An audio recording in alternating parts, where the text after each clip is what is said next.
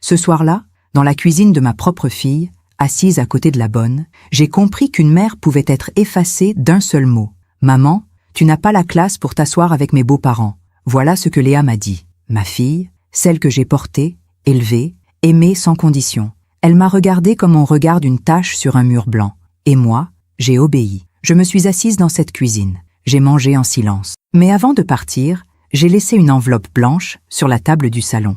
Une enveloppe qui allait tout changer. Je m'appelle Juliette Marchand. J'ai 70 ans. Et voici l'histoire que j'ai gardée pour moi bien trop longtemps. Il y a des souvenirs qui sentent encore la cannelle et le beurre chaud. Léa avait 6 ans. Nous habitions encore dans le petit appartement de la rue Daguerre. Chaque dimanche, je préparais des crêpes. Elle grimpait sur le tabouret, le bout du nez couvert de farine, et me demandait de lui raconter encore l'histoire de la princesse sans château. « C'est toi, maman, la princesse. » Elle disait cela avec cette lumière dans les yeux que seuls les enfants possèdent. Je n'avais pas grand-chose, mais j'avais elle, et elle avait tout de moi. Son père nous avait quittés quand elle avait 3 ans, parti avec une collègue plus jeune, plus brillante, plus tout.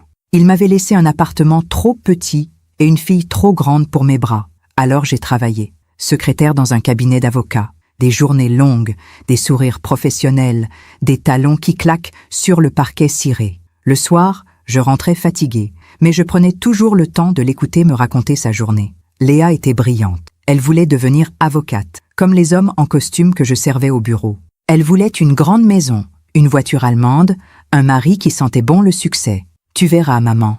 Un jour, je te donnerai tout ce que tu mérites. » Je la croyais. Le premier changement est arrivé le jour de son mariage. Léa avait rencontré Guillaume lors d'un colloque à Sciences Po, famille bourgeoise du 16e arrondissement. Père notaire, mère présidente d'une association caritative, appartement haussmannien avec vue sur le parc Monceau. Guillaume était courtois, poli, distant. Il me serrait la main comme on serre celle d'une connaissance professionnelle. Enchantée, Madame Marchand. Jamais belle maman. Toujours Madame Marchand. Le mariage a eu lieu dans une salle privée d'un château en Bourgogne. 200 invités, orchestre à cordes, champagne millésimé. J'étais assise au fond de la salle, près des cousins éloignés et des collègues de bureau, loin de la table d'honneur, loin de ma fille. À un moment, durant le repas, Léa est passée près de moi. Elle portait cette robe de soie blanche qui lui donnait l'air d'une reine. Elle s'est penchée, a effleuré mon épaule. « Merci d'être là, maman. Tu es belle. » Mais son regard était ailleurs, déjà tourné vers une autre vie, une vie où je n'avais plus tout à fait ma place. Les mois ont passé, les appels sont devenus plus rares, les déjeuners du dimanche inexistants. « Désolée, maman. Guillaume a invité ses parents. Une autre fois qui ne venait jamais. » Je me disais que c'était normal. Elle construisait sa vie. Elle avait son mari, son appartement dans le 7e, son poste dans un cabinet prestigieux. Elle était occupée, c'est tout. Je ne voulais pas être cette mère envahissante, collante, qui réclame de l'attention. Alors je me suis tue. J'ai souri. J'ai dit que tout allait bien. Mais la nuit, seule dans mon petit appartement de la rue Daguerre, je regardais les photos sur le buffet. Léa a 6 ans, avec son tablier couvert de farine. Léa a 15 ans, le jour de son brevet. Léa a 25 ans, le jour de sa remise de diplôme. Et je me demandais où j'avais perdu ma fille. Puis, il y a 3 mois, Léa m'a appelé. « Maman, j'organise un dîner samedi prochain.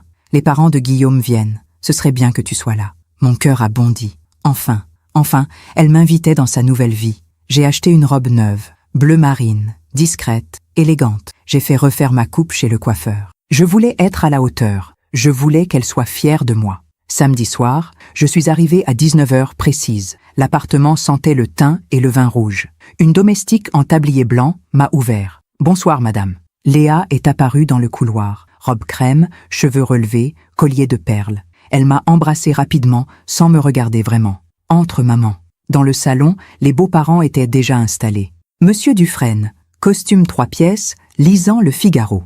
Madame Dufresne, châle en cachemire, sirotant un verre de chablis. Ils m'ont à peine salué. Guillaume est entré, une bouteille à la main. « Bonsoir, Madame Marchand. » Toujours ce ton distant, cette politesse froide. Puis Léa s'est approchée de moi. Elle a posé sa main sur mon bras. Elle a murmuré tout bas pour que personne n'entende. « Maman, écoute, il vaut mieux que tu manges à la cuisine, avec Maria la bonne. Ce sera plus simple. Mes beaux-parents sont formels. Et toi, tu sais, tu n'as pas vraiment la classe pour t'asseoir avec eux. » J'ai cru avoir mal entendu. Je l'ai regardé. J'ai cherché une trace de honte dans ses yeux, une hésitation, un regret, rien. Elle attendait que j'obéisse, alors je l'ai fait. Je me suis assise à la petite table de la cuisine. Maria, la domestique, m'a servi une assiette en silence. Elle avait ce regard gêné de ceux qui assistent à l'humiliation d'autrui. J'ai mangé, lentement, mécaniquement. Dans le salon, j'entendais les rires, les verres qui tintent, les compliments sur le gigot, la voix de Léa, charmante, spirituelle, parfaite. Et moi, dans cette cuisine, j'ai senti quelque chose se briser en moi. Non pas de la colère, pas encore, juste une immense tristesse, froide, silencieuse. À la fin du repas, j'ai remercié Maria. Je me suis levée, j'ai ajusté ma robe, j'ai pris mon sac, et avant de partir, j'ai sorti une enveloppe blanche de mon sac. Une enveloppe que j'avais préparée avant de venir. Je l'ai posée sur la console du salon, bien en évidence. Personne ne m'a vu. Puis je suis partie, sans bruit, sans un mot, sans un au revoir. Parfois, on fait confiance à ceux qui ne la méritent pas, même quand ce sont nos propres enfants.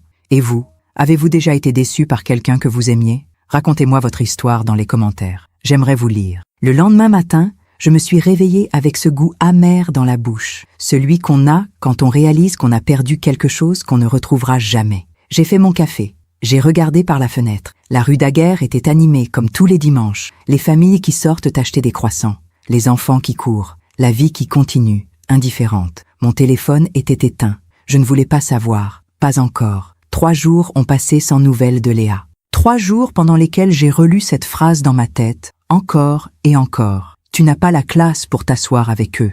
Comment une fille peut-elle dire cela à sa mère, la femme qui l'a nourrie, élevée, protégée, la femme qui s'est levée à 5 heures du matin pendant 20 ans pour qu'elle ait un uniforme propre et un goûter dans son cartable. J'ai pensé à toutes ces nuits où je comptais les centimes pour lui payer ses cours d'anglais, à ces robes que je recousais pour moi parce qu'il fallait qu'elle ait du neuf. Et maintenant, elle avait honte de moi. Le mercredi après-midi, mon téléphone a vibré. Un message. Léa, maman, il faut qu'on parle. Appelle-moi.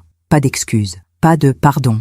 Juste, il faut qu'on parle. J'ai attendu 1 heure, puis 2, puis j'ai rappelé. Sa voix était tendue, nerveuse. Maman, c'est quoi cette enveloppe? Je suis restée silencieuse. Maman, réponds-moi. C'est quoi, ce contrat de location, cette facture? J'ai respiré lentement. Puis j'ai dit, d'une voix calme que je ne me connaissais pas, c'est le contrat de location de l'appartement dans lequel tu vis, Léa. Ton appartement du 7e, celui que tu crois appartenir à Guillaume. Silence. Quoi? Cet appartement, je l'ai acheté il y a 12 ans, avec l'héritage de ma mère. Je l'ai mis au nom d'une SCI pour que tu ne le saches pas, pour que tu te sentes libre, pour que tu ne te sentes jamais redevable. Mais Guillaume m'a dit que...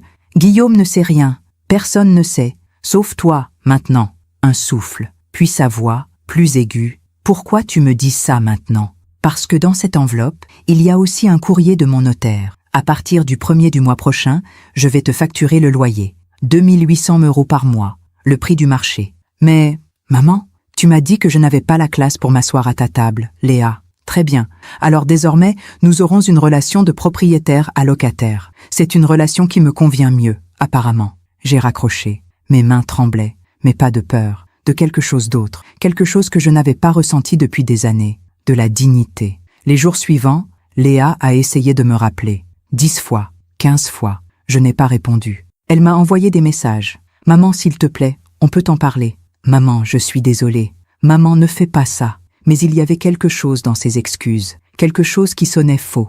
Elle n'était pas désolée de m'avoir humiliée. Elle était désolée d'avoir des conséquences. Un matin, alors que je prenais mon café près de la fenêtre, j'ai vu une scène qui m'a ramené des années en arrière. Une mère et sa petite fille traversaient la rue. La fillette tenait un ballon rouge. À un moment, le ballon s'est envolé. La mère a couru pour le rattraper, ses cheveux dans le vent, son manteau ouvert. Elle a attrapé le ballon, s'est retournée et l'a tendu à sa fille avec ce sourire fatigué mais lumineux des mères qui feraient n'importe quoi pour leurs enfants. La petite fille a sauté dans ses bras. « Merci maman ».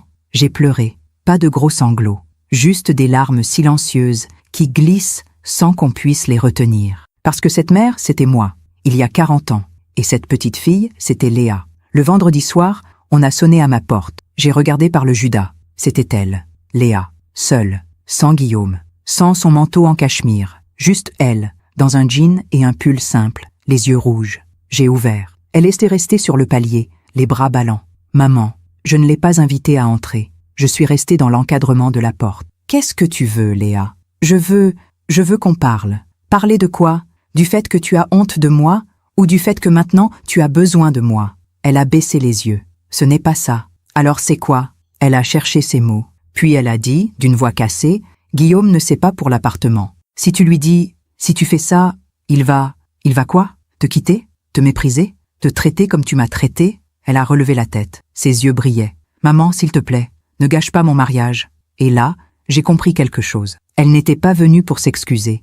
Elle était venue pour me supplier de me taire. J'ai souri. Un sourire triste. Un sourire que je ne me connaissais pas. Ton mariage, Léa, tu l'as gâché toute seule. Le jour où tu m'as demandé de manger à la cuisine, j'ai refermé la porte, doucement, sans claquer. Et derrière cette porte, j'ai entendu ses pas s'éloigner. Puis plus rien. Pendant que je raconte tout cela, je me demande d'où vous m'écoutez. Écrivez le nom de votre ville en commentaire. Cela me fait du bien de savoir que je ne suis pas seule. Les semaines ont passé. Novembre est arrivé avec ses pluies fines et ses journées courtes. Je suis retournée à ma routine. Le bureau. Le marché du samedi. Les soirées seules avec un livre et une tisane. Mais quelque chose avait changé en moi. Je ne me sentais plus coupable. Avant, chaque fois que Léa ne m'appelait pas, je me demandais ce que j'avais fait de mal. Maintenant, je savais que ce n'était pas moi le problème. C'était elle. Un mardi matin, alors que je rangeais des dossiers au cabinet, mon notaire m'a appelé. Maître Blanchard, un homme de 60 ans, précis, discret. Celui qui avait géré toute l'opération de la SCI pour l'appartement de Léa. Madame Marchand, j'ai bien envoyé la première facture de loyer comme convenu. 3 000 €. 3 000? Je vous avais dit 2 800. Oui, mais avec les charges et l'indexation depuis l'achat, nous sommes à 3 000. C'est dans les normes du marché. J'ai souri malgré moi. Très bien. Merci maître. 3 000 €. Pour Léa et Guillaume, ce n'était pas une fortune. Mais c'était un rappel. Un rappel qu'on ne peut pas effacer sa mère comme on efface une tâche. 2 jours plus tard, j'ai reçu un virement bancaire. 3 000 €. Avec une référence neutre, loyer novembre. Aucun message, aucun mot. Juste l'argent. Je me suis assise à ma table de cuisine. J'ai regardé ce virement sur mon téléphone. Et j'ai pleuré. Pas de tristesse, pas de colère, juste une immense fatigue. Parce que je venais de comprendre que pour ma fille, j'étais devenue une transaction. Quelques jours plus tard, en fin d'après-midi, j'ai croisé une ancienne voisine dans la rue, Madame Estelle, une femme élégante qui avait connu Léa petite. Juliette, quelle surprise! Comment vas-tu? Et Léa? J'ai souri poliment. Elle va bien. Elle est très occupée. Ah, les jeunes d'aujourd'hui, toujours pressés. Mais dis-moi, je l'ai vue l'autre jour dans le Figaro magazine. Un article sur les jeunes avocates qui montent. Elle était magnifique. Dans le Figaro? Oui, un portrait avec son mari. Ils parlaient de leur appartement dans le 7e, leur vie de couple moderne. C'était très beau. Tu ne l'as pas vu? Non, je ne lis pas beaucoup les magazines. Madame Estelle a fouillé dans son sac. Tiens, je l'ai gardé. Prends-le. Elle m'a tendu le magazine. J'ai remercié. Puis je suis rentrée chez moi. Une fois seule, j'ai ouvert le magazine. Page 43. Et là, je l'ai vue. Léa, souriante, élégante, assise dans son salon, à côté de Guillaume. Le titre, Léa et Guillaume Dufresne. L'élégance d'un couple moderne. J'ai lu l'article. Léa Dufresne, 38 ans, est l'une des avocates montantes du cabinet Bertrand & Associés. Mariée à Guillaume Dufresne, notaire de renom, le couple vit dans un magnifique appartement haussmannien qu'ils ont entièrement rénové avec goût. Entièrement rénové. Qu'ils ont. Aucune mention de moi. Aucune. Plus loin, une question de la journaliste. Vos parents vous ont-ils transmis cette passion pour le beau? Réponse de Léa. Mon père était avocat. Il m'a transmis l'amour de la justice. Et les parents de Guillaume m'ont beaucoup appris sur l'art de recevoir, l'élégance du quotidien. Pas un mot sur moi. Comme si je n'avais jamais existé. Comme si ces 20 ans à l'élever seule, à travailler pour qu'elle ait tout, à renoncer à tout pour elle. Comme si tout cela n'avait jamais compté. J'ai posé le magazine sur la table. J'ai regardé par la fenêtre. Et j'ai senti quelque chose durcir en moi. Quelque chose de froid, de lucide. Le lendemain, j'ai pris une décision. J'ai appelé Maître Blanchard. Maître, je voudrais augmenter le loyer. Augmenter? Nous venons tout juste de commencer la facturation. Je sais. Mais je voudrais appliquer une révision exceptionnelle. 4 000 € par mois. C'est dans mes droits, n'est-ce pas? Un silence. Madame Marchand, techniquement, oui. Mais c'est une augmentation importante. Êtes-vous sûr? Tout à fait sûr. Très bien, je prépare l'avenant. J'ai raccroché. Je ne le faisais pas pour l'argent. Je le faisais pour qu'elle comprenne. On ne peut pas effacer quelqu'un. Pas sans conséquence. 2 jours plus tard, Léa m'a appelé. Sa voix n'était plus suppliante. Elle était dure, agacée. « Maman, c'est quoi cette nouvelle facture? 4000 €? Tu te moques de moi? Je ne me moque de personne. C'est le prix du marché pour un appartement comme celui-ci. Tu peux vérifier. Le prix du marché? Maman, tu es en train de nous ruiner? Vous ruiner? Léa, tu es avocate dans un grand cabinet. Guillaume est notaire. 4000 €, ce n'est rien pour vous. Ce n'est pas la question. Alors quelle est la question? Elle a hésité, puis elle a craché. La question, c'est que tu es en train de te venger. J'ai souri, un sourire amer. Me venger? Non, Léa. Je suis juste en train de me respecter. En nous extorquant de l'argent, en vous faisant payer ce que vous me devez. Tu voulais que je ne sois plus ta mère? Très bien, je suis ta propriétaire. C'est tout. Maman, ne m'appelle plus comme ça. J'ai raccroché. Mes mains ne tremblaient en plus. Le soir même, j'ai reçu un message de Guillaume. Le premier message qu'il m'envoyait depuis le mariage. Madame Marchand, il faut qu'on parle. Cette situation est intenable. J'ai lu. Puis j'ai répondu simplement, Monsieur Dufresne, pour toute question concernant le bail, veuillez contacter mon notaire, cordialement. Puis j'ai bloqué son numéro. Cette nuit-là, je n'ai pas dormi. Pas parce que j'avais des regrets, mais parce que je réalisais quelque chose d'étrange. Pour la première fois depuis des années, je me sentais vivante. Décembre est arrivé avec ses guirlandes lumineuses et ses vitrines de Noël. Partout dans Paris, les gens se préparaient aux fêtes, les familles qui se retrouvent, les enfants qui écrivent leur liste de cadeaux, les mères qui préparent des repas pour ceux qu'elles aiment. Moi, je savais que je passerais Noël seule. Et pour la première fois, cela ne me faisait pas peur. Un matin, alors que je prenais mon café près de la fenêtre, mon téléphone a vibré. Un numéro inconnu. J'ai hésité. Puis j'ai répondu. Allô? Une voix de femme, douce, hésitante. Madame Marchand? Oui, je m'appelle Maria. Je travaille chez votre fille. Maria, la domestique, celle qui m'avait servi dans la cuisine ce soir-là. Oui, je me souviens de vous. Madame, je ne devrais pas vous appeler. Mais je pense que vous devez savoir quelque chose. Mon cœur s'est accéléré. Savoir quoi? Un silence. Puis elle a dit, tout bas, ils se disputent beaucoup. Depuis que vous avez envoyé cette enveloppe. Madame Léa, elle pleure souvent. Et Monsieur Guillaume, il est très en colère. Pourquoi me dites-vous cela? Parce que ce soir-là, dans la cuisine, j'ai vu votre visage. Et j'ai reconnu ce regard. Ma propre mère a eu ce même regard. Le jour où ma sœur lui a dit qu'elle avait honte d'elle, j'ai fermé les yeux. Merci, Maria. Il y a autre chose, madame. Quoi donc? Hier soir, j'ai entendu Monsieur Guillaume au téléphone avec son père. Il parlait de vous. Il disait qu'il fallait trouver un moyen de vous faire taire, de vous obliger à vendre l'appartement. Ma main s'est crispée sur le téléphone. Vous êtes sûre? Oui, madame. J'étais dans le couloir. Il ne savait pas que j'étais là. Merci, Maria. Merci beaucoup. Faites attention à vous, madame. Elle a raccroché. Je suis restée immobile, le téléphone contre mon oreille, longtemps après que la ligne se soit coupée. Ils voulaient me faire taire, me forcer à vendre. Je ne savais pas comment, mais je savais qu'ils allaient essayer, et je savais que je devais agir. L'après-midi même, j'ai pris rendez-vous avec Maître Blanchard. Dans son bureau, au mur lambrissé, il m'a reçu avec sa courtoisie habituelle. « Madame Marchand, que puis-je faire pour vous? Je veux sécuriser l'appartement. Juridiquement, je veux m'assurer que personne ne peut me forcer à vendre. » Il a ajusté ses lunettes. « L'appartement est au nom de votre SCI. Vous en êtes l'unique gérante et associée. Personne ne peut vous forcer à vendre, sauf décision de justice. Mais pour cela, il faudrait qu'on prouve que vous êtes dans l'incapacité de gérer vos biens. Est-ce possible? Théoriquement, oui. Si quelqu'un demande une mise sous tutelle ou curatelle, mais il faudrait prouver que vous n'avez plus vos facultés mentales, ce qui, manifestement, n'est pas le cas. Et si quelqu'un essayait? Il m'a regardé longuement. Madame Marchand, anticipez-vous quelque chose? Disons que je préfère être prudente. Il a hoché la tête. Dans ce cas, je vous conseille de faire établir un certificat médical attestant de votre pleine capacité et de rédiger un testament clair. Ainsi, même en cas de décès, personne ne pourra contester vos volontés. Faites-le. Très bien. Et puis-je vous demander, à qui souhaitez-vous léguer cet appartement? J'ai regardé par la fenêtre, les arbres nus, le ciel gris, les passants pressés, à une association pour les femmes en difficulté. Il a levé les sourcils. Vous êtes sûr? Tout à fait sûr. Il a noté, puis il a dit, doucement, votre fille ne le saura que plus tard, après votre décès. Je sais. Cela risque de... De quoi? De la blesser? J'ai souri. Un sourire sans joie. Elle m'a déjà blessé, maître. Maintenant, je protège juste ce qui me reste. Ma dignité. En sortant du cabinet, j'ai marché dans les rues de Paris, sans but, juste pour marcher. Je suis passé devant une église, Sainte-Clotilde. Les portes étaient ouvertes, je suis entré. L'intérieur était silencieux. Quelques bougies brûlaient près de l'autel. Une vieille dame priait, assise au premier rang. Je me suis assise au fond.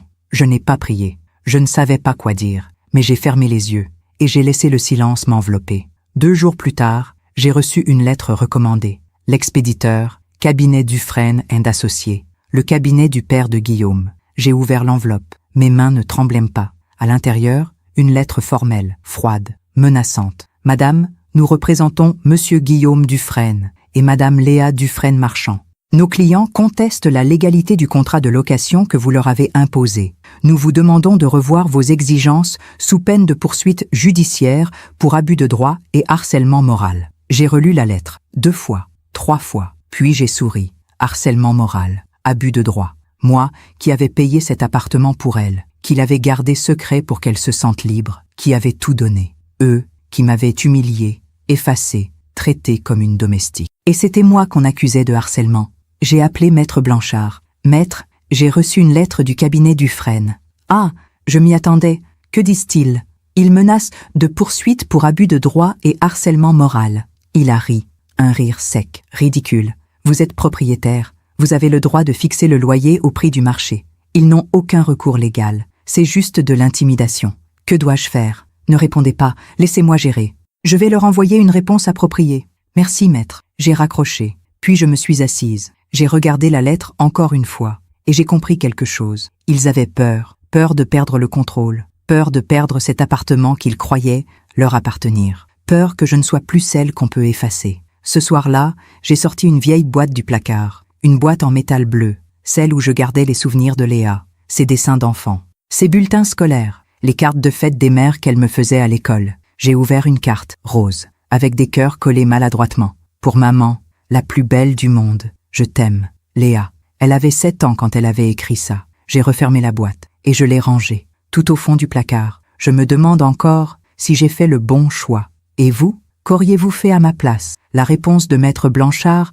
est arrivée chez Léa 3 jours plus tard. Je ne l'ai pas lue, mais je savais qu'elle était cinglante, professionnelle, implacable. Le genre de lettre qui rappelle à des avocats qu'ils ne sont pas les seuls à connaître la loi. Le lendemain soir, on a sonné à ma porte. 22 heures, tard pour une visite. J'ai regardé par le judas, Léa, seule, trempée par la pluie, les cheveux collés au visage, sans maquillage. J'ai ouvert. Elle est restée là, sur le palier. Elle tremblait, pas de froid, de quelque chose d'autre. Maman, je n'ai rien dit. Maman, s'il te plaît, laisse-moi entrer. J'ai hésité, puis je me suis écartée. Elle est entrée. Elle a enlevé son manteau. Elle est restée debout au milieu du salon, comme une invitée qui ne sait pas où se mettre. Tu veux du thé? Elle a hoché la tête. Je suis allée dans la cuisine. J'ai fait chauffer l'eau. Mes mains étaient calmes, mon cœur aussi. Quand je suis revenue avec les tasses, elle était assise sur le canapé. Elle regardait la pièce, ce petit salon qu'elle connaissait par cœur, où elle avait grandi. Ça n'a pas changé. Non, tu as toujours cette lampe. Oui, elle a pris la tasse, elle a bu une gorgée, puis elle a posé la tasse. Ses mains tremblaient. Maman, Guillaume veut qu'on déménage. Ah, il dit qu'il ne peut pas vivre dans un appartement qui t'appartient, que c'est humiliant, que ses parents posent des questions. Et toi, qu'en penses-tu? Elle a relevé la tête. Moi? Oui, toi? Qu'est-ce que tu penses, Léa? Pas Guillaume? Pas ses parents? Toi? Elle a baissé les yeux. Je pense que j'ai tout gâché. J'ai attendu. Elle a continué, la voix cassée. Ce soir-là, le dîner, je ne sais pas ce qui m'a pris. J'avais tellement peur que tu dises quelque chose de déplacé, que tu embarrasses Guillaume. Ses parents sont tellement exigeants et je voulais être parfaite. Je voulais qu'il m'accepte. Alors tu m'as effacée. Je ne voulais pas. Si, tu voulais. Tu as fait un choix, Léa. Tu as choisi leur regard plutôt que mon cœur. Elle a pleuré. Pas des larmes discrètes, des sanglots, profonds, comme ceux d'une enfant. Pardon, maman. Pardon. Je l'ai regardée pleurer. Et j'ai senti quelque chose en moi, quelque chose de vieux, de maternel, qui voulait la prendre dans mes bras, lui dire que tout allait bien, que je lui pardonnais. Mais je ne l'ai pas fait, parce que ce n'était pas encore le moment. Léa, réponds-moi franchement, est-ce que Guillaume sait que l'appartement est à moi? Elle a essuyé ses yeux. Oui, maintenant oui. Comment a-t-il réagi? Elle a hésité. Il était en colère, très en colère, contre toi ou contre moi, les deux. Il disait que tu nous manipulais, que tu avais fait exprès de garder ce secret pour nous contrôler plus tard. Et toi, tu l'as cru? Elle a relevé la tête. Non. Vraiment? Non, maman. Je sais pourquoi tu as fait ça. Tu voulais me protéger. Tu as toujours voulu me protéger. Alors pourquoi tu ne m'as pas défendu? Silence. Pourquoi, Léa? Pourquoi tu as laissé ton mari m'accuser sans rien dire? Parce que j'avais peur. Peur de quoi? Elle a éclaté en sanglots. Peur qu'il me quitte. Peur de tout perdre. Cette vie, cet appartement, ce statut, tout ce que j'ai construit. Tu n'as rien construit, Léa. C'est moi qui ai construit. Elle s'est figée. Tu as vécu dans une illusion que je t'ai offerte. Mais ce n'était pas la tienne, c'était la mienne. Maman, et maintenant, tu pleures parce que l'illusion se brise. Pas parce que tu m'as blessée, mais parce que tu perds ce que tu croyais avoir. Elle a secoué la tête. Non, non, ce n'est pas ça. Si, c'est exactement ça. Je me suis levée, je suis allée à la fenêtre. Léa, tu veux que je te pardonne, mais tu ne veux pas changer. Tu veux juste que tout redevienne comme avant, que je me taise, que je disparaisse, que je vous laisse vivre tranquille. Maman, arrête, mais je ne peux plus faire ça, parce que si je le fais, je meurs. Tu comprends? Je meurs. Elle s'est levée, elle a marché vers moi. Oh, qu'est-ce que tu veux alors? Dis-moi, qu'est-ce que tu veux que je fasse? Je me suis retournée. Je veux que tu assumes, devant Guillaume, devant ses parents, devant tout le monde. Je veux que tu dises la vérité. Quelle vérité? Que c'est moi qui ai payé cet appartement, que c'est moi qui t'ai élevé, que c'est moi qui ai tout donné, et que tu as eu honte de moi. Elle a reculé. Je ne peux pas faire ça. Pourquoi? Parce qu'ils vont me mépriser. Et alors? Tu préfères qu'ils me méprisent, moi? Elle a baissé les yeux. Et j'ai compris. Elle ne le ferait jamais. Pars, Léa. Maman, pars. Elle a pris son manteau. Elle s'est dirigée vers la porte. Puis, elle s'est retournée. Je t'aime, maman. J'ai souri tristement. Je sais, mais ce n'est pas suffisant. Elle est partie. J'ai entendu ses pas dans l'escalier. Puis le bruit de la porte d'entrée en bas. Puis plus rien. Cette nuit-là, je n'ai pas dormi. Je suis restée assise près de la fenêtre, à regarder les lumières de la ville. Et j'ai pensé à toutes ces mères qui se sacrifient, qui donnent tout, qui s'effacent et qui finissent oubliées, comme si aimer ne comptait pas, comme si donner ne valait rien. Mais moi, j'avais décidé de compter, même si ça me coûtait ma fille. Le lendemain matin, j'ai reçu un message de Maria. Madame Léa est rentrée très tard hier soir. Elle a pleuré toute la nuit. Ce matin, Monsieur Guillaume a quitté l'appartement avec une valise. Il n'est pas revenu. J'ai relu le message plusieurs fois. Guillaume était parti. Léa était seule. Et moi, je ne savais pas si je devais être triste ou soulagée. Les jours qui ont suivi ont été étranges, silencieux, lourds, comme ces moments qui précèdent l'orage. Je continuais ma vie, le bureau, le marché, les soirées avec un livre. Mais mon téléphone restait éteint la plupart du temps. Je ne voulais pas savoir. Pas encore. Maria m'envoyait des nouvelles par message court, discret. Madame Léa ne sort plus. Elle reste dans sa chambre. Monsieur Guillaume est revenu chercher des affaires. Ils se sont disputés. Elle ne mange presque plus. Je lisais. Je ne répondais pas. Pas par cruauté, mais parce que je ne savais pas quoi dire. Une partie de moi voulait courir vers elle, la prendre dans mes bras, lui dire que tout irait bien.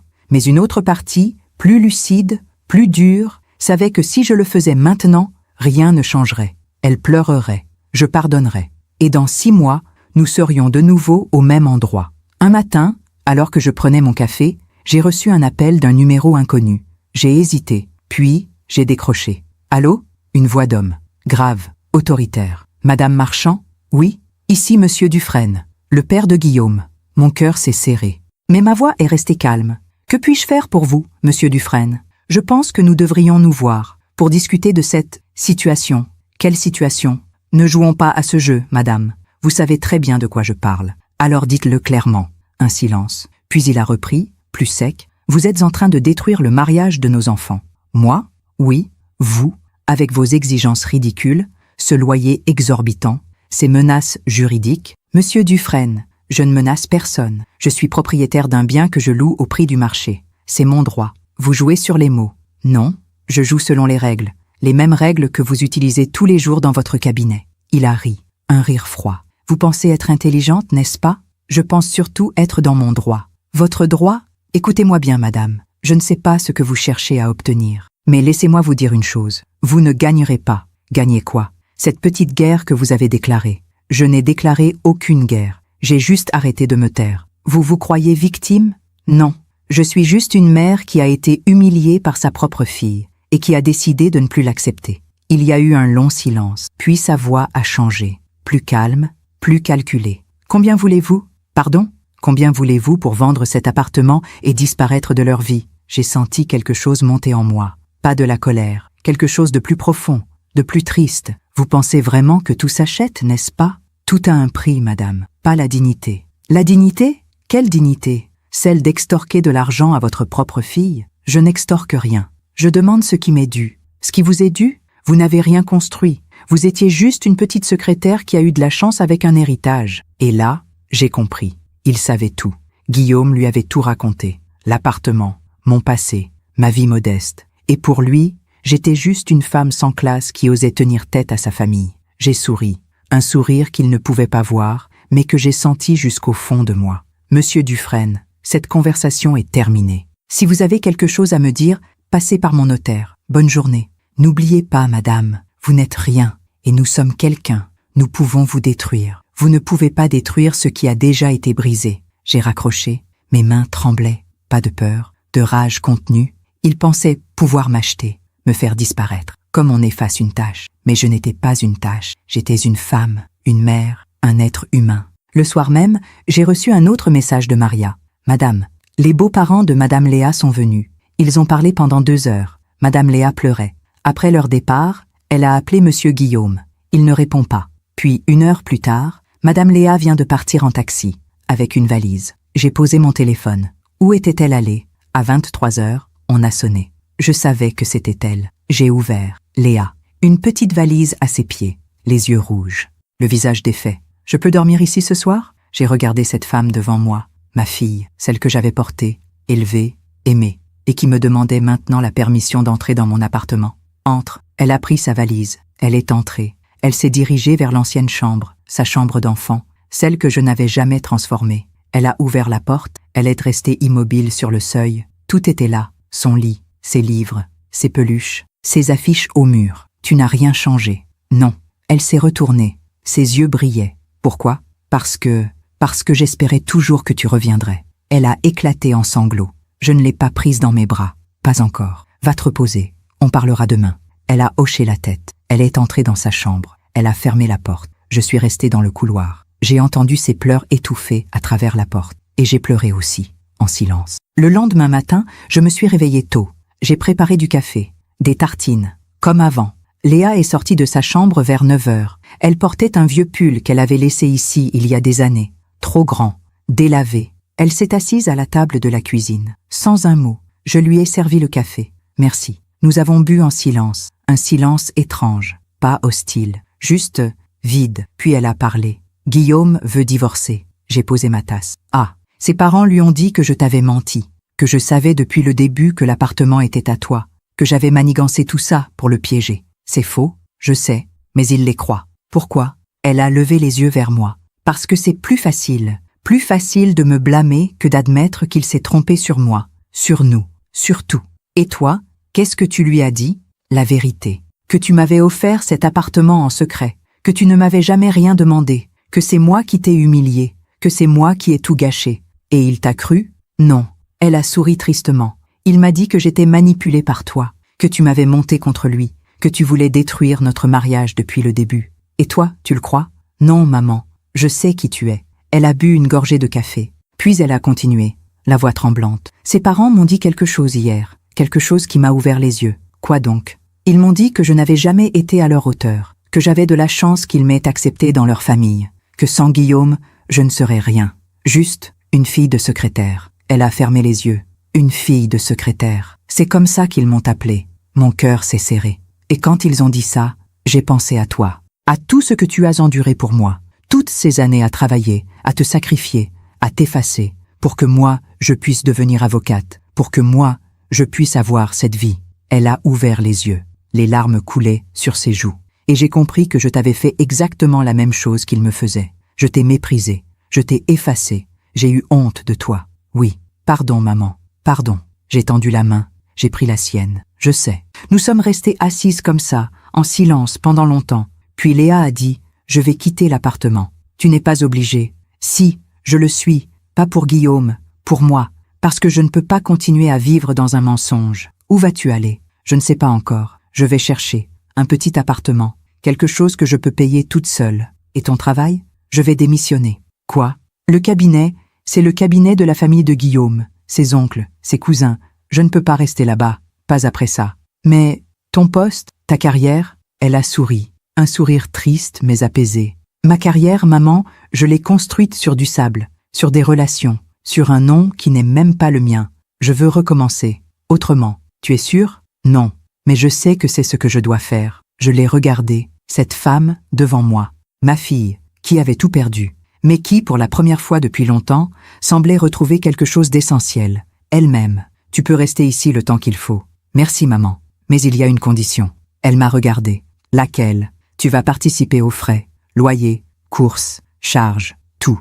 Elle a souri à travers ses larmes. D'accord. Pas parce que j'ai besoin d'argent, mais parce que tu as besoin d'apprendre à tenir debout toute seule. Je comprends. Et une autre chose. Oui, tu vas m'aider à la cuisine, à faire les courses, à nettoyer, comme avant, quand tu étais petite. Elle a ri. Un rire léger, presque enfantin. D'accord. Ce soir-là, nous avons préparé le dîner ensemble. Rien de compliqué. Des pâtes, une salade, un peu de fromage, mais c'était bon. Pas parce que c'était gastronomique, mais parce que nous étions deux. Deux femmes, deux générations, deux vies qui se reconstruisent. Avant de nous coucher, Léa m'a demandé « Maman, tu penses que je vais m'en sortir ?»« Oui. Comment tu le sais ? Parce que tu es ma fille. » Elle a souri. « Et parce que maintenant, tu sais ce que c'est de tomber. Et ceux qui tombent apprennent à se relever. » Cette nuit-là, j'ai dormi paisiblement pour la première fois depuis des mois. Pas parce que tout était résolu, mais parce que quelque chose avait changé. Ma fille était revenue. Pas celle qui avait honte de moi, mais celle qui savait qui elle était et qui savait d'où elle venait. Les semaines qui ont suivi ont été étranges. Étranges parce que tout était à la fois familier et nouveau. Léa dormait dans sa chambre d'enfant. Elle se levait tôt, préparait son café, cherchait des annonces d'appartements sur son ordinateur, envoyait des CV à des cabinets d'avocats qu'elle ne connaissait pas. Le soir, nous dînions ensemble. Nous parlions. Pas beaucoup, mais nous parlions. De choses simples, du temps, des courses à faire, d'un film à la télévision. Jamais de Guillaume, jamais des Dufresne. Comme si cette partie de sa vie n'avait jamais existé. Un matin, alors que je partais au bureau, j'ai croisé Léa dans le couloir. Elle portait un tailleur sobre, gris anthracite. Pas de bijoux, pas de maquillage sophistiqué. Elle ressemblait à la jeune avocate qu'elle était il y a 10 ans. Avant Guillaume, avant les Dufresne. Tu as un entretien? Oui, un petit cabinet dans le 11e. Droit du travail. Bonne chance. Merci, maman. Elle a hésité, puis elle m'a embrassé sur la joue. Un geste simple, naturel, comme avant. L'après-midi, alors que j'étais au bureau, j'ai reçu un appel de Maître Blanchard. Madame Marchand, j'ai une nouvelle. Bonne ou mauvaise, cela dépend du point de vue. Monsieur et Madame Dufresne ont quitté l'appartement. Ils ont laissé les clés avec Maria. Le loyer de ce mois a été payé. Mais ils ne renouvelleront pas le bail. Je vois. Maria m'a transmis une lettre pour vous, de la part de Madame Léa. Je vous l'envoie par courrier. Merci, maître. J'ai raccroché. Léa avait quitté l'appartement. Officiellement. Définitivement. Elle n'avait rien dit. Elle l'avait juste fait. Le soir, quand elle est rentrée, je ne lui ai rien dit non plus. Elle s'est assise à table, elle a mangé en silence. Puis, au moment du dessert, elle a levé les yeux vers moi. « Tu es au courant, n'est-ce pas ?»« Oui. Je ne voulais pas t'en parler avant de l'avoir fait. Pourquoi ? Parce que j'avais peur que tu essaies de me retenir, que tu me dises que ce n'était pas nécessaire. Et tu aurais écouté ?» Elle a souri. « Probablement. Alors tu as bien fait de ne rien dire. » Nous avons ri. Un rire léger, complice. Puis elle a sorti une enveloppe de son sac. J'ai écrit une lettre, pour Guillaume. Je l'ai laissée sur la table de l'appartement avant de partir. « Qu'est-ce que tu lui as dit ? » Que je partais, que je ne voulais plus de cette vie, que je ne voulais plus être celle qu'il voulait que je sois, et que je lui souhaitais d'être heureux, vraiment heureux, avec quelqu'un qui correspond à ce qu'il cherche. Tu le penses ? Elle a réfléchi. Oui, je le pense. Je ne lui en veux pas, pas vraiment. Il est le produit de sa famille, de son éducation, de ses valeurs. Et moi, j'ai essayé de devenir ce produit aussi, mais je n'y suis jamais arrivée, parce que ce n'est pas moi. Et qui es-tu alors ? Elle a souri. Je ne sais pas encore, mais je commence à le découvrir. Les jours ont continué à défiler. Léa a trouvé un poste dans un cabinet modeste du 11e arrondissement. Rien de prestigieux, pas de grands clients. Juste des dossiers de licenciement abusif, de harcèlement moral, de conflits salariaux, des gens ordinaires, des vies ordinaires. Et elle était heureuse. Tu sais ce qui est étrange, maman ? Quoi ? Avant, je défendais des grandes entreprises, des patrons, des gens qui avaient déjà tout, et je me sentais importante, mais vide. Et maintenant, je défends des gens qui n'ont rien, et je me sens utile, vivante. Elle a bu une gorgée de thé. C'est bizarre, non? Non, c'est juste que tu as retrouvé le sens. Un soir, alors que nous regardions un vieux film à la télévision, on a sonné. 21h. Tard pour une visite. Léa s'est levée. J'y vais? Elle a ouvert la porte. J'ai entendu une voix d'homme. Guillaume. Léa, il faut qu'on parle. Non, Guillaume. S'il te plaît. 5 minutes. Non. Léa, je regrette. Un silence. Tu regrettes quoi? Tout. La façon dont ça s'est terminé. Les choses que j'ai dites. Ce que mes parents t'ont dit. Tu regrettes les mots ou les faits? Quoi? Tu regrettes de m'avoir blessé ou tu regrettes que je sois partie? Silence. C'est bien ce que je pensais. Bonne soirée, Guillaume. Elle a refermé la porte. Elle est revenue dans le salon. Elle s'est assise. Elle a repris sa tasse de thé. Comme si rien ne s'était passé. Ça va? Oui. Tu es sûre? Elle a souri. Oui, maman. Je suis sûre. Mais je voyais bien que ses mains tremblaient, légèrement. Cette nuit-là, je me suis réveillée vers 3 heures du matin. J'ai entendu des sanglots. Je me suis levée. J'ai marché jusqu'à la chambre de Léa. La porte était entr'ouverte. Elle était assise sur son lit, dans le noir. Elle pleurait en silence. Je suis entrée. Léa, elle a levé la tête. Pardon, je ne voulais pas te réveiller. Ce n'est rien. Je me suis assise à côté d'elle. Tu penses à lui? Oui. Tu l'aimes encore? Elle a essuyé ses larmes. Je ne sais pas. Peut-être. Ou peut-être que j'aime juste l'idée de lui, l'idée de ce que j'ai cru qu'il était. Et maintenant, je sais qu'il n'était pas celui que je croyais, et que je n'étais pas celle qu'il voulait. Alors, à quoi bon? À quoi bon pleurer? Oui, parce que même quand une chose n'était pas vraie, la douleur, elle, est bien réelle. Elle a posé sa tête sur mon épaule. Comment tu fais, maman? Comment je fais quoi? Pour continuer, après tout ce que papa t'a fait, après tout ce que je t'ai fait, comment tu continues à avancer? J'ai caressé ses cheveux, parce que j'ai compris quelque chose. Quoi? Que la vie ne s'arrête pas quand on nous blesse, elle continue, et on a le choix. Soit on reste prisonnière de la blessure, soit on apprend à marcher avec. Et ça fait moins mal avec le temps? Non, pas vraiment, mais on apprend à porter la douleur autrement. Elle a pleuré encore un peu, puis elle s'est endormie contre moi. Je suis restée là, dans le noir, à écouter sa respiration.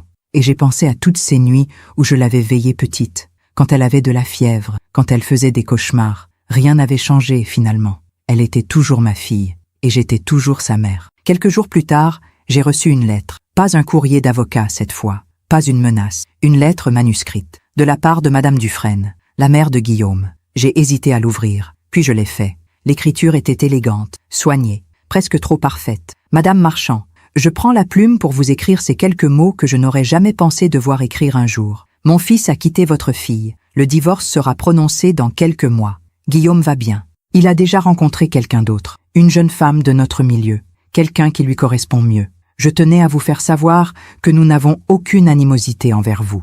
Vous avez fait ce que vous pensiez être juste. Nous respectons cela. Cependant, j'aimerais vous dire une chose. De femme à femme, vous avez détruit le mariage de votre fille pour une question d'orgueil. Était-ce vraiment nécessaire? Ne pensez-vous pas que parfois, il vaut mieux se taire pour préserver la paix? Je vous souhaite, malgré tout, de trouver la sérénité. Bien cordialement, Elisabeth Dufresne. J'ai relu la lettre 3 fois. Puis j'ai souri. Un sourire triste, amer. Détruit le mariage de ma fille pour une question d'orgueil. Comme si c'était moi qui avais demandé à Léa de me mettre à la cuisine avec la bonne. Comme si c'était moi qui l'avais humiliée devant ses beaux-parents. Comme si c'était moi qui avais eu honte d'elle. Non, ce n'était pas de l'orgueil, c'était de la dignité. Et si défendre sa dignité détruit un mariage, alors ce mariage ne valait rien. J'ai montré la lettre à Léa le soir même. Elle l'a lue en silence, puis elle l'a posée sur la table. Elle a toujours été comme ça. Comment? Incapable d'admettre que son fils peut avoir tort. Incapable de voir que leur famille n'est pas parfaite. Tout est toujours de la faute des autres. Tu lui en veux? Non, je la plains. Pourquoi? Parce qu'elle vivra toute sa vie dans cette illusion que tout va bien, que tout est parfait, alors qu'au fond, elle sait que ce n'est pas vrai. Elle a souri. Au moins, moi, je sais qui je suis, et je sais d'où je viens.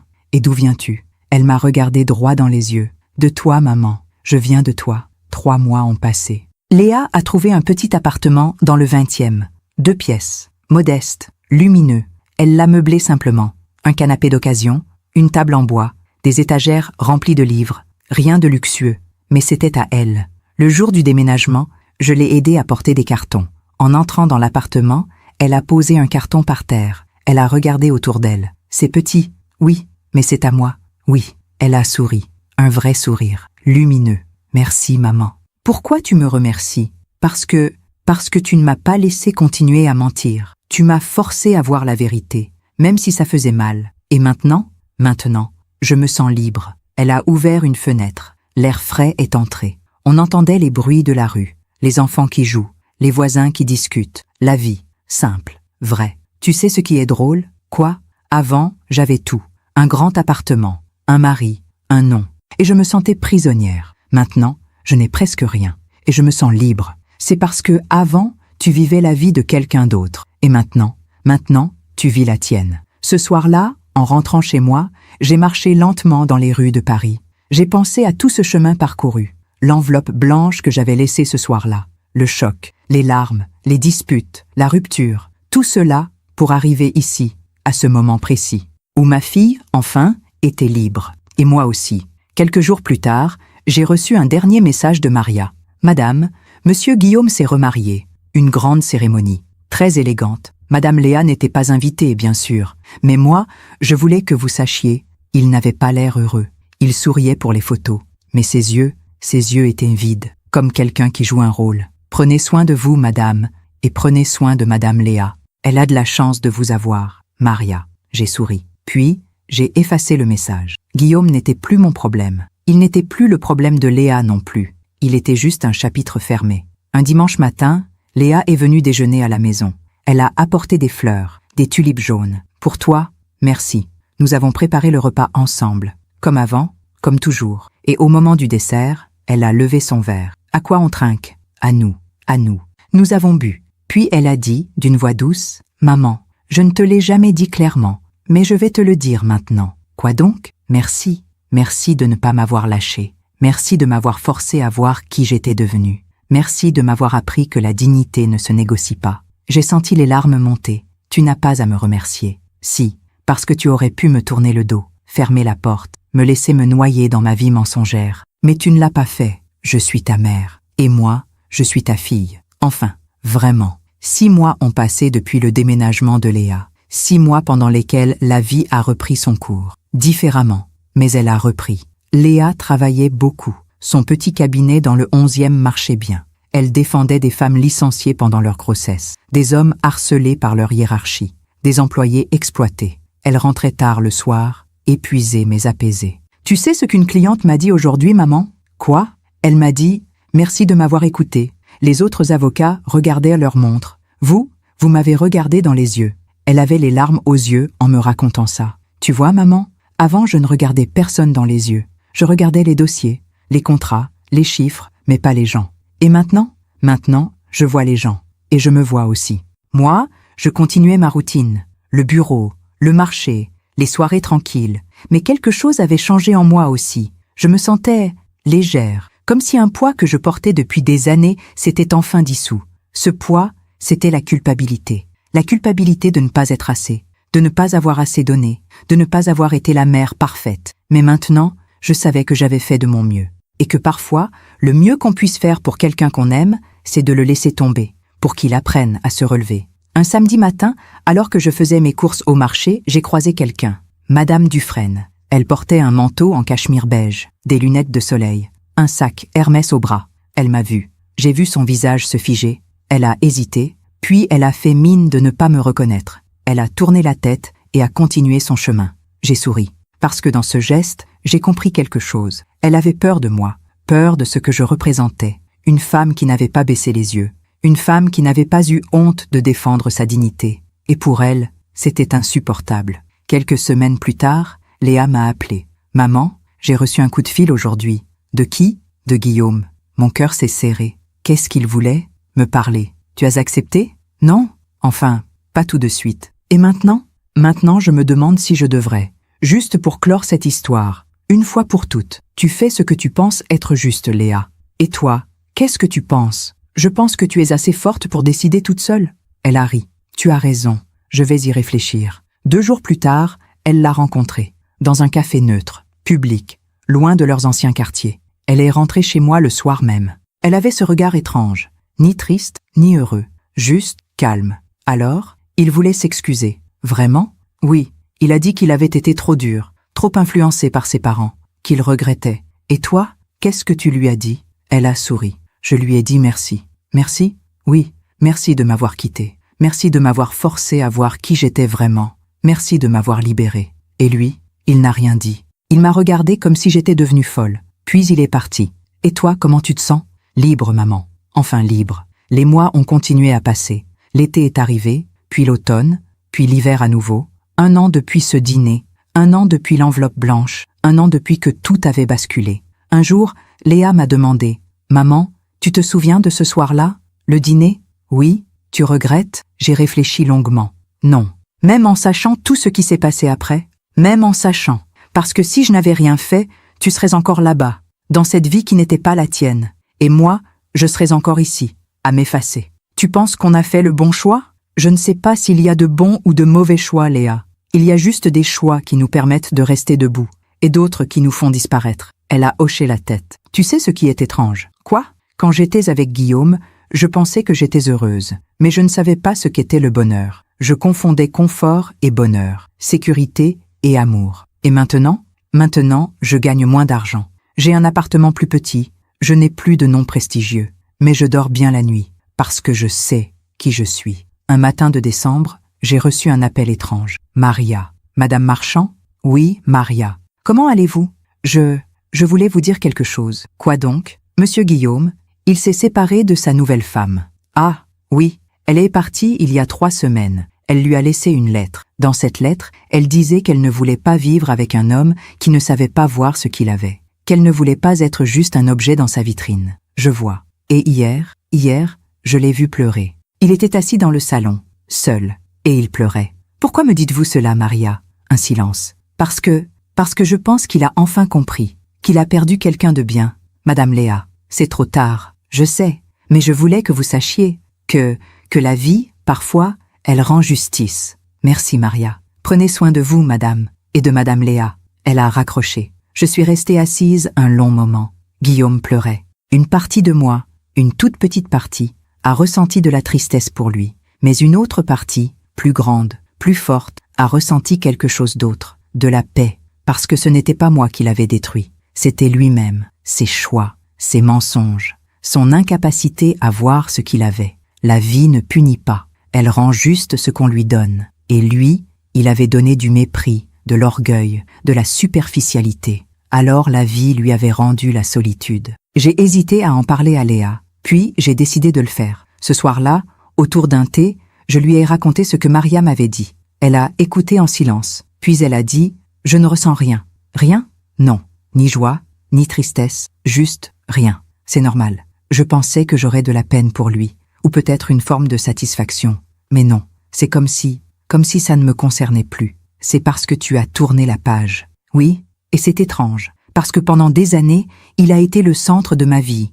Et maintenant, il n'est plus rien. Elle a bu une gorgée de thé. Tu sais ce que je ressens par contre? Quoi? De la gratitude. De la gratitude?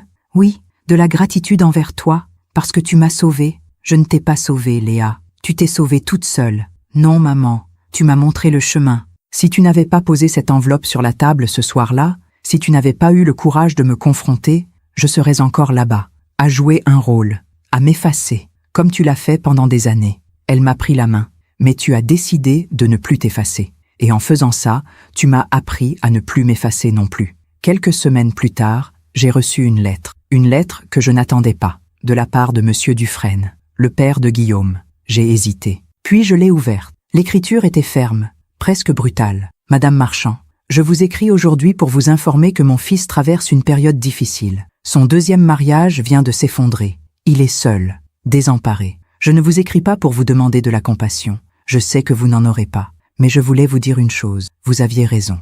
J'ai passé ma vie à construire une image de famille parfaite, de réussite, de respectabilité. Mais en faisant cela, j'ai oublié l'essentiel. J'ai oublié d'apprendre à mon fils ce qu'est l'amour, le vrai, celui qui se construit dans la durée, celui qui accepte l'autre tel qu'il est. Je ne vous demande pas de pardon, je vous demande juste de comprendre que parfois, les pères aussi font des erreurs. Cordialement, Henri Dufresne. J'ai relu la lettre plusieurs fois, puis je l'ai pliée, et je l'ai rangée dans un tiroir. Je ne lui ai pas répondu, pas par mépris, mais parce que je n'avais rien à dire. Il avait compris, trop tard, mais il avait compris. et c'était suffisant. Un samedi après-midi, Léa et moi sommes allés nous promener au jardin du Luxembourg. Il faisait beau, un de ces jours d'hiver, où le soleil brille malgré le froid. Nous avons marché en silence, puis nous nous sommes assises sur un banc. Devant nous, des enfants jouaient. Ils couraient, riaient, tombaient, se relevaient. Tu sais à quoi je pense, maman?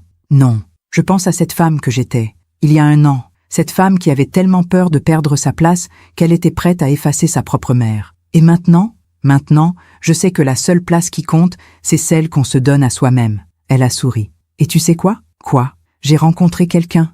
Mon cœur a bondi. Ah oui? Oui, un collègue, avocat aussi. Il défend des sans-papiers, des demandeurs d'asile. Il n'a pas d'argent. Il vit dans un studio minuscule, mais il a un cœur immense. Et il me voit. Vraiment. Pas mon nom, pas mon parcours, pas ce que je représente. Juste moi. Tu es heureuse? Je crois que oui. Pas de cette fausse joie que j'avais avant, mais d'une joie calme, profonde. Alors c'est tout ce qui compte. Elle a posé sa tête sur mon épaule. Merci, maman. Pourquoi tu me remercies? Parce que tu m'as appris que l'amour ne se négocie pas, que la dignité ne se négocie pas, que soi-même ne se négocie pas. Ce soir-là, en rentrant chez moi, j'ai sorti la vieille boîte du placard, celle avec les souvenirs de Léa, ses dessins d'enfants, ses bulletins scolaires, ses cartes de fête des mères. J'ai ouvert une carte, la même que j'avais lue il y a plusieurs mois. Pour maman, la plus belle du monde, je t'aime, Léa. Et cette fois, au lieu de la ranger, je l'ai posée sur ma table de nuit. Parce que maintenant, je savais que cette petite fille était toujours là. Elle ne s'était jamais perdue. Elle s'était juste cachée. Et moi, en posant cette enveloppe blanche ce soir-là, je lui avais donné la permission de revenir. Quelques jours plus tard, j'ai croisé une jeune femme dans le métro. Elle devait avoir 25 ans. Elle était au téléphone avec quelqu'un. Non, maman, je ne peux pas venir dimanche. J'ai un brunch avec les parents de mon copain. C'est important. Oui, je sais. Mais là, c'est vraiment... Non, maman, ne pleure pas. Bon, écoute, je te rappelle. Elle a raccroché. Elle avait l'air agacée. Je l'ai regardée. Et j'ai eu envie de lui dire, un jour, tu comprendras. Un jour, tu te rendras compte que cette femme au téléphone, celle qui pleure, c'est celle qui t'a tout donné. Et tu regretteras de l'avoir fait attendre. Mais je ne l'ai pas fait. Parce que certaines leçons, on ne peut les apprendre que seul. Ce soir-là, Léa m'a appelé.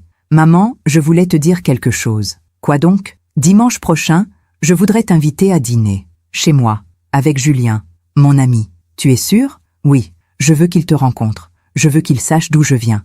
D'accord. Et maman? Oui, cette fois tu seras assise à la table, à ma table, pas à la cuisine. J'ai souri. Merci ma chérie. Non maman, merci à toi. Le dimanche suivant, je suis allée chez Léa. Elle avait préparé un repas simple. Poulet rôti, légumes, tarte aux pommes. Julien était là, un homme simple, souriant, sincère. Il m'a serré dans ses bras. Enchantée, Madame Marchand. Léa m'a beaucoup parlé de vous. En bien, j'espère. En très bien. Nous nous sommes assis à table, tous les trois. Et pendant tout le repas, Léa a parlé de moi, de notre histoire, de ce que j'avais fait pour elle. Pas avec honte, pas avec gêne, avec fierté. Ma mère est celle qui m'a appris à me tenir debout. Julien m'a regardé avec respect. Vous avez élevé une femme remarquable. Non, j'ai élevé une femme vraie. C'est elle qui a fait le reste. En rentrant chez moi ce soir-là, j'ai marché lentement dans les rues de Paris. J'ai pensé à ce long chemin, l'enveloppe, la rupture, la douleur, la reconstruction. Et j'ai compris quelque chose. Parfois, l'amour ne suffit pas. Il faut aussi du courage. Le courage de dire non. Le courage de poser des limites. Le courage de laisser l'autre tomber pour qu'il apprenne à se relever. Et j'avais eu ce courage. Non pas parce que j'étais forte, mais parce que je savais que si je ne le faisais pas, nous serions perdus, toutes les deux. 2 ans ont passé. 2 ans depuis ce dîner. 2 ans depuis l'enveloppe blanche. La vie avait continué. Doucement, paisiblement. Léa s'était mariée avec Julien. Un mariage simple, à la mairie du 20e. 20 personnes, un déjeuner dans un petit restaurant du quartier. Pas de château, pas d'orchestre, pas de robe à 10 000 €. Juste 2 personnes qui s'aimaient, et des gens qui les aimaient sincèrement. Ce jour-là, Léa m'avait demandé de faire un discours. « Maman, je voudrais que tu dises quelques mots. » « Tu es sûre? » « Oui, plus que tout. » Alors je m'étais levée, devant ces 20 personnes. Et j'avais dit, il y a 2 ans, j'ai cru que j'avais perdu ma fille. Mais en réalité, c'est le jour où je l'ai retrouvée, parce qu'elle a eu le courage de se regarder dans le miroir et de choisir la vérité plutôt que le confort. Aujourd'hui, elle épouse un homme qui la voit telle qu'elle est, et c'est tout ce qu'une mère peut souhaiter pour son enfant. Léa avait pleuré, Julien aussi. Et moi, J'avais senti mon cœur déborder de quelque chose que je n'avais pas ressenti depuis longtemps. De la joie, pure, simple. Quelques mois après le mariage, Léa était venue me voir. « Maman, j'ai quelque chose à te dire. »« Quoi donc ?» Elle avait souri, un sourire lumineux. « Je suis enceinte. » Mon cœur s'était arrêté. « Vraiment ? » ?»« Oui, 3 mois. » Je l'avais prise dans mes bras, et nous avions pleuré, de bonheur, de soulagement, de gratitude. « Tu vas être grand-mère, maman. Je sais. Tu es heureuse ? Plus que tu ne peux l'imaginer. » Les mois avaient passé. Le ventre de Léa s'était arrondi. Elle rayonnait. Elle riait beaucoup. Elle chantait en cuisinant. Un jour, elle m'avait dit « Tu sais ce qui est étrange ? » Non. Quand j'étais avec Guillaume, j'avais tellement peur de tomber enceinte. J'avais peur que ça abîme mon corps, que ça ralentisse ma carrière, que ça me fasse perdre ma place dans ce monde. Et maintenant, c'est la plus belle chose qui me soit jamais arrivée. Parce que je sais que cet enfant va grandir dans la vérité, pas dans le mensonge. Tu seras une merveilleuse mère. Je ne sais pas. Mais je sais que je ferai de mon mieux, comme toi. Un soir de printemps, alors que je lisais près de la fenêtre, on a sonné. Tard, 22 heures. J'ai regardé par le judas. Un homme, seul, dos voûté, cheveux grisonnants. J'ai ouvert. Guillaume. Il avait vieilli. Beaucoup. En 2 ans, il semblait avoir vieilli de 10 ans. Madame Marchand, Monsieur Dufresne. Je sais que je n'ai pas le droit d'être là. Mais j'ai appris que Léa attendait un enfant. Oui. Je voulais vous dire que je lui souhaite d'être heureuse. Vraiment heureuse. Je l'ai regardé. Cet homme qui avait brisé ma fille. Cet homme qui l'avait méprisée. Cet homme qui m'avait méprisée. Et j'ai vu quelque chose dans ses yeux. Du regret. Profond. Sincère. Pourquoi me dites-vous cela à moi? Pourquoi pas à elle? Parce qu'elle ne veut plus me voir, et je la comprends. Alors pourquoi êtes-vous là? Il a baissé les yeux. Parce que je voulais que quelqu'un sache, que je regrette, que j'ai compris. Trop tard, mais j'ai compris. Compris quoi? Que j'ai gâché la plus belle chose qui me soit jamais arrivée. Un silence. Madame Marchand, vous aviez raison, ce soir-là. Quand vous avez posé cette enveloppe sur la table, vous aviez raison. Je ne l'ai pas fait pour avoir raison. Je sais, vous l'avez fait pour sauver votre fille, et vous l'avez sauvée. Il a relevé la tête, ses yeux brillaient. Moi, personne ne m'a sauvé. On ne peut sauver que ceux qui veulent être sauvés. Je sais, et c'est là tout mon drame.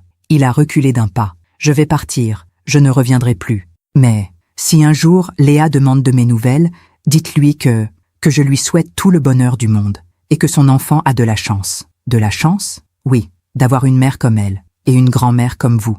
Il est parti. J'ai refermé la porte, et je suis restée longtemps immobile dans l'entrée. Guillaume avait compris.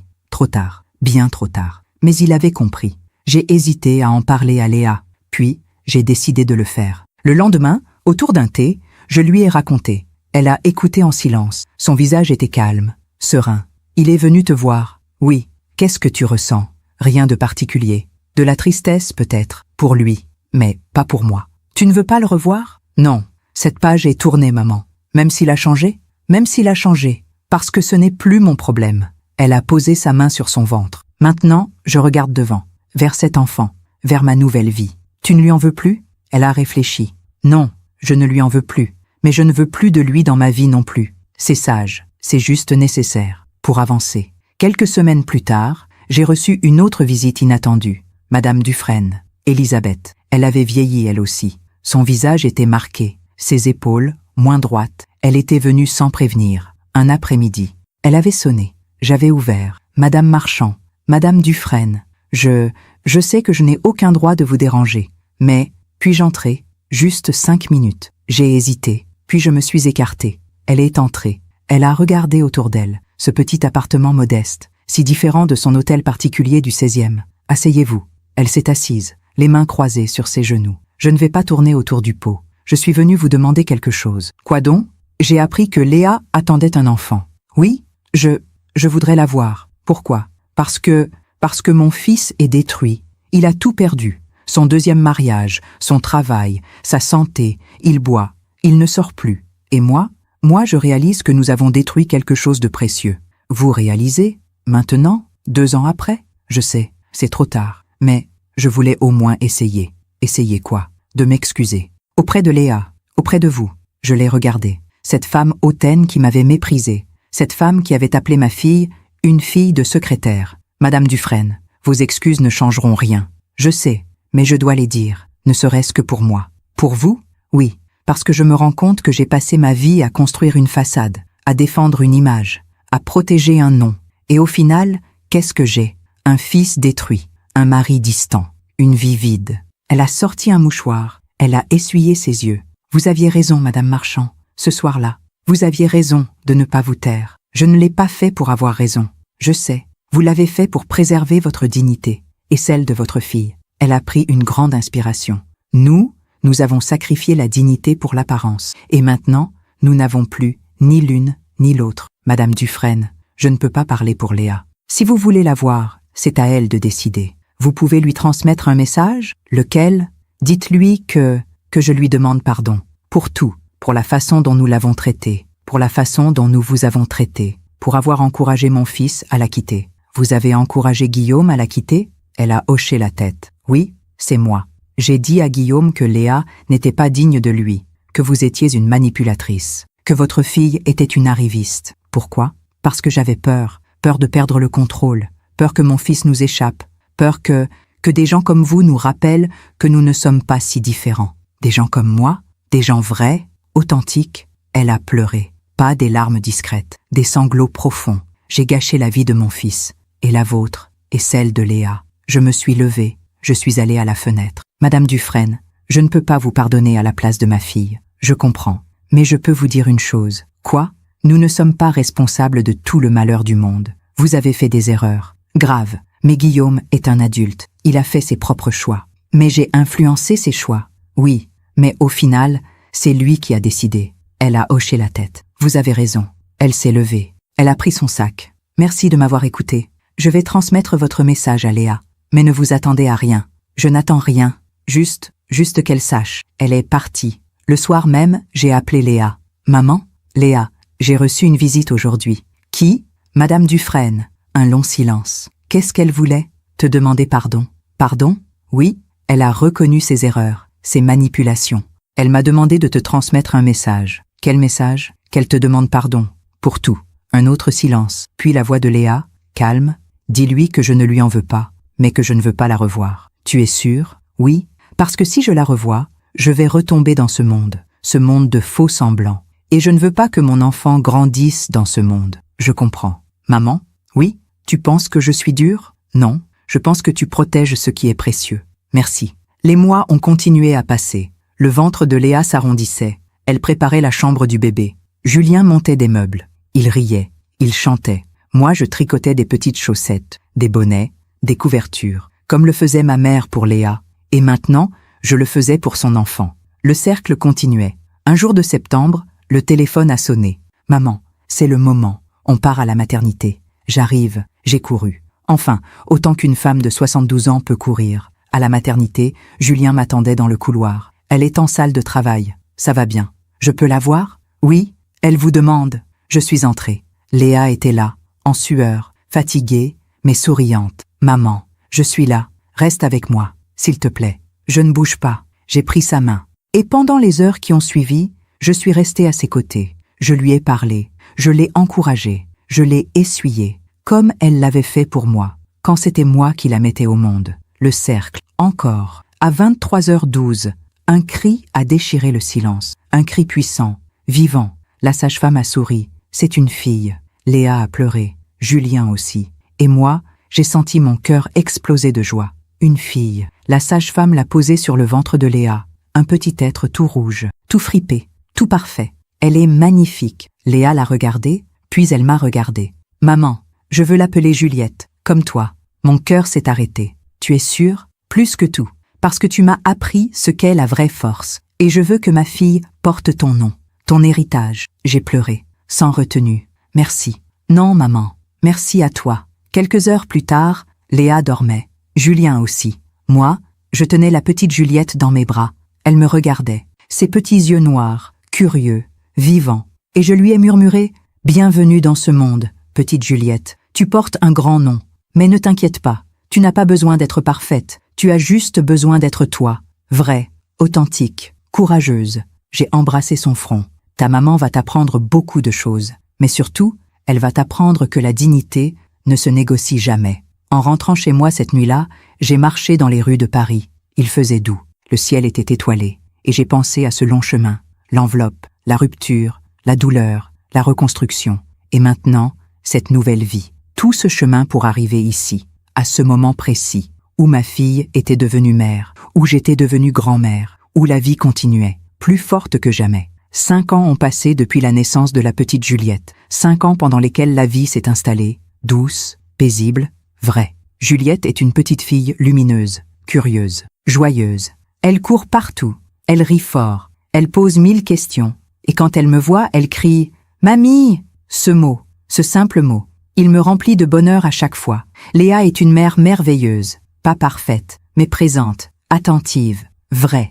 Elle travaille toujours dans son petit cabinet. Elle défend ceux qui n'ont pas de voix. Et elle rentre le soir pour lire des histoires à sa fille. Des histoires de princesses qui n'ont pas besoin de château. De femmes qui se sauvent toutes seules. Julien est un père présent. Il joue avec Juliette. Il la porte sur ses épaules. Il lui apprend à faire du vélo. Et moi, je les regarde. Et je me dis que tout ce chemin en valait la peine. Un dimanche après-midi, alors que nous étions tous réunis chez Léa, la petite Juliette est venue me voir. « Mamie, pourquoi tu as le même prénom que moi ?»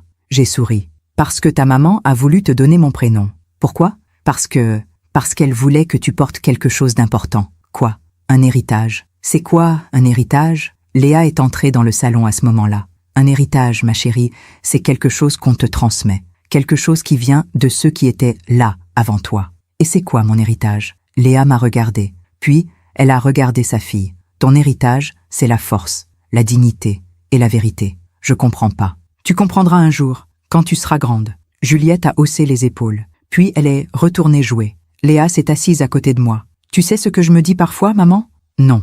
Je me dis que si tu n'avais pas posé cette enveloppe ce soir-là, Juliette ne serait jamais née. Comment ça ? Parce que je serais encore avec Guillaume. Et je n'aurais jamais eu d'enfant avec lui. J'aurais eu trop peur de perdre ma place, trop peur de ne plus être parfaite. Elle a pris ma main. Alors, en sauvant ma vie, tu as aussi donné la vie à ma fille. J'ai senti les larmes monter. Tu sais ce qui est étrange ? Quoi ? Quand j'ai posé cette enveloppe ce soir-là, je ne savais pas où ça nous mènerait. Je savais juste que je ne pouvais plus me taire. Et maintenant, je sais que c'était le bon choix, le seul choix possible. Quelques mois plus tard, j'ai reçu un appel que je n'attendais pas. Maria. Madame Marchand ? Maria, comment allez-vous ? Je vais bien, madame. Mais j'ai une nouvelle à vous annoncer. Laquelle ? Monsieur Guillaume. Il est décédé. Mon cœur s'est serré. Quoi ? Oui, madame. Il y a 3 jours. Une crise cardiaque. Il avait 46 ans. Mon Dieu. Les funérailles ont eu lieu hier. Ses parents étaient là. Très peu de monde. Il était seul, madame. Très seul. Merci de m'avoir prévenu, Maria. Je me suis dit que vous deviez savoir. Et peut-être que madame Léa devrait savoir aussi. Je vais lui dire. Prenez soin de vous, madame. Elle a raccroché. Je suis restée longtemps assise, le téléphone à la main. Guillaume était mort. Cet homme qui avait été le mari de ma fille. Cet homme qui l'avait blessé. Cet homme qui avait fini seul. Je ne ressentais ni joie, ni tristesse. Juste une immense pitié. Le soir même, j'ai appelé Léa. Maman ? Léa, j'ai quelque chose à te dire. Quoi ? Guillaume est décédé. Un long silence. Comment ? Une crise cardiaque. Il y a 3 jours. Un autre silence. Puis sa voix, tremblante. Il avait quel âge ? 46 ans. Mon Dieu. Tu veux que je vienne ? Non. Enfin, oui, s'il te plaît. 1 heure plus tard, j'étais chez elle. Léa était assise sur le canapé. Julien était à côté d'elle. Juliette dormait dans sa chambre. Léa pleurait. Pas de gros sanglots. Juste des larmes silencieuses. Je ne sais pas pourquoi je pleure. Je ne l'aimais plus. Tu pleures pour ce qui aurait pu être. Oui, pour l'homme qu'il aurait pu devenir. Pour la vie qu'il aurait pu avoir. C'était un homme perdu. Je sais, mais quand même, 46 ans, c'est trop jeune. Oui, c'est trop jeune. Elle a essuyé ses yeux. Tu sais ce qui est étrange ? Non. Quand j'étais avec lui, j'avais l'impression qu'il était invincible, qu'il avait tout, l'argent, le nom, la position. Et maintenant, il n'est plus rien. Nous ne sommes tous rien, au final, sauf ce qu'on laisse dans le cœur des autres. Et lui, qu'est-ce qu'il a laissé ? Je ne sais pas. Mais toi, tu as laissé quelque chose de précieux. Quoi ? Ta fille, ton amour, ta vérité. Elle a hoché la tête. Tu as raison. Quelques jours plus tard, Léa a décidé d'aller aux funérailles. Pas pour Guillaume, mais pour fermer définitivement cette page. Je l'ai accompagnée. L'église était presque vide. Les parents de Guillaume, quelques collègues, Maria, au fond. Madame Dufresne nous a vus entrer. Elle a pâli, puis elle est venue vers nous. Léa, Madame Dufresne, merci d'être venue. Je suis venue pour lui, pas pour vous. Madame Dufresne a baissé les yeux. Je comprends. Comment allez-vous? Mal, très mal. Mon fils est mort, et je réalise que je ne l'ai jamais vraiment connu. Il n'est jamais trop tard pour comprendre. Si, pour moi, il est trop tard. Elle a regardé Léa. Ses yeux étaient remplis de larmes. Vous êtes heureuse, au moins? Oui, je suis heureuse. Alors au moins, quelque chose de bon est sorti de tout ça? Oui, quelque chose de très bon. Madame Dufresne a hoché la tête. Puis elle est retournée s'asseoir. Pendant la cérémonie, le prêtre a parlé de Guillaume, de sa carrière, de sa famille, de sa réussite, mais personne n'a parlé de son cœur, de ses joies, de ses peurs, parce que personne ne le connaissait vraiment. Il avait passé sa vie à jouer un rôle, et maintenant, il était parti, sans avoir jamais été lui-même. En sortant de l'église, Léa m'a pris le bras. « Tu sais ce que je me dis, maman ?»« Non, je me dis que j'ai eu de la chance. » « De la chance, oui, d'avoir eu une mère comme toi. Une mère qui m'a appris à ne pas me perdre, même quand c'était difficile. Tu ne t'es pas perdue, tu t'es juste égarée. Et tu m'as ramenée. Non, tu es revenue toute seule, grâce à toi.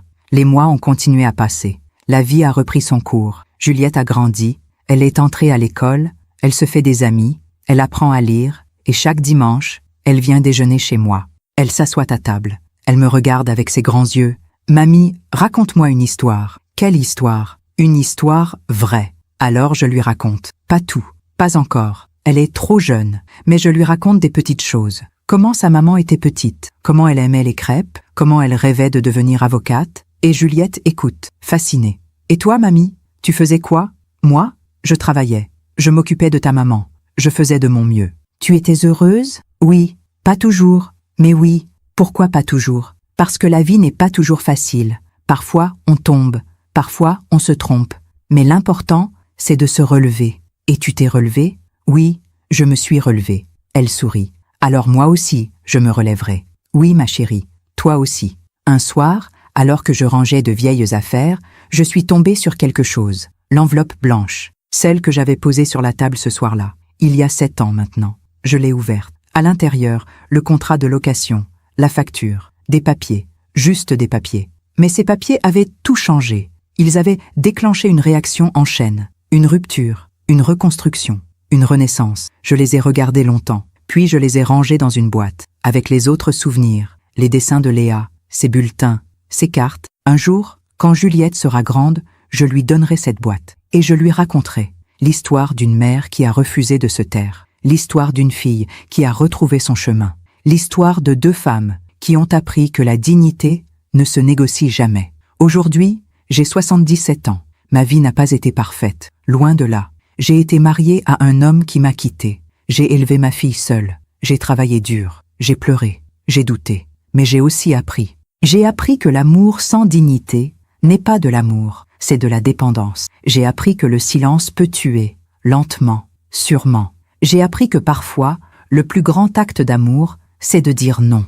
Il y a quelques jours, Léa est venue me voir. Elle m'a apporté une lettre. Qu'est-ce que c'est? Lisse. J'ai ouvert l'enveloppe. À l'intérieur, une lettre écrite de la main de Léa. « Maman, il y a 7 ans, tu as posé une enveloppe sur une table. Cette enveloppe a tout changé. Sur le moment, je t'en ai voulu. Je pensais que tu me détruisais, que tu me punissais. Mais aujourd'hui, je comprends.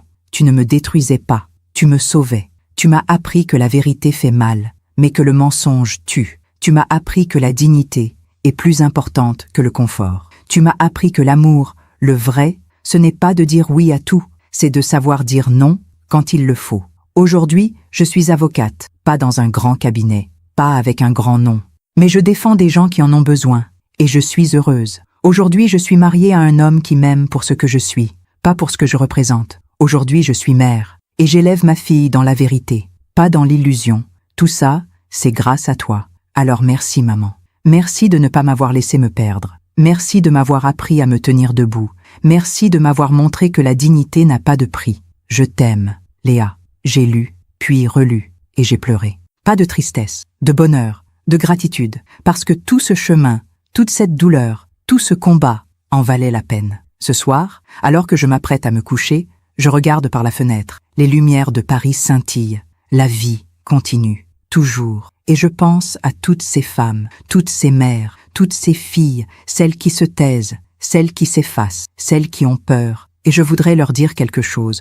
Je voudrais leur dire Ne vous taisez pas. Ne vous effacez pas pour faire plaisir à ceux qui ne vous voient pas. Ne sacrifiez pas votre dignité pour un semblant de paix, parce que la paix sans dignité n'est pas la paix, c'est juste de la survie. Il y a 7 ans, j'ai posé une enveloppe sur une table. Cette enveloppe contenait la vérité, et la vérité a tout détruit. Mais de cette destruction est né quelque chose de nouveau, quelque chose de vrai, quelque chose de beau. Aujourd'hui, ma fille est libre. Ma petite fille grandit dans la vérité. Et moi, je peux enfin me regarder dans le miroir, sans honte, sans regret, juste avec la certitude d'avoir fait ce qu'il fallait. Si mon histoire aide ne serait-ce qu'une femme à ouvrir les yeux, à se tenir debout, à refuser d'être effacée, alors tout cela aura eu un sens, parce que nous méritons toutes d'être vues, d'être entendues, d'être respectées. Nous méritons toute notre place à la table, pas à la cuisine avec la bonne, mais à la table, à notre place. Et si un jour quelqu'un vous dit que vous n'avez pas la classe pour vous asseoir avec eux,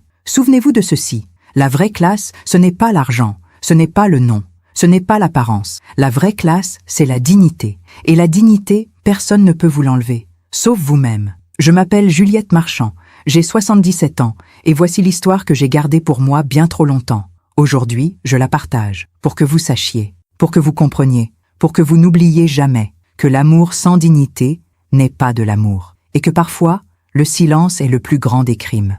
Merci de m'avoir écouté jusqu'au bout. Si cette histoire a touché votre cœur, partagez-la avec quelqu'un que vous aimez, parce que parfois, une histoire change toute une vie. Que Dieu vous bénisse, et à très bientôt.